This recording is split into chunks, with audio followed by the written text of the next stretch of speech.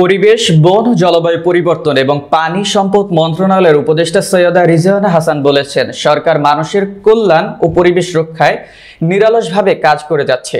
তবে বারবার কেন এসব দুর্লভ প্রাণীগুলো হারিয়ে যাচ্ছে? হারিয়ে যাওয়ার সময় কেন এসব সিসি ক্যামেরাগুলো কাজ করে না? আমি মনে করি যেভাবে দায়িত্ব পালন করার কথা ছিল সেভাবে দায়িত্ব পালন করা হয়নি। চিড়িয়াখানায় যেভাবে প্রাণীগুলোকে বদ্ধ আবহের মধ্যে রাখা হয়, সেখানে যতটুকু সম্ভব সাফারি পার্কে প্রাকৃতিক আবহের মধ্যে তাদেরকে রাখার কথা। আমার মনে হয়েছে হাতির ক্ষেত্রে, লেবুরের ক্ষেত্রে, জাগুয়ারের ক্ষেত্রে আমরা সেই পরিবেশটা দেখিনি।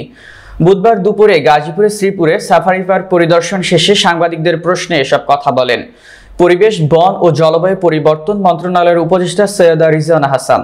তিনি আরো বলেন, কেন বারবার এমন ঘটনা ঘটেছে? বিরল দুর্বল প্রজাতির যেসব সমস্ত বন্য প্রাণী আমরা যেখানে এনে রেখেছি সেগুলো খুঁজে বের করতে হবে।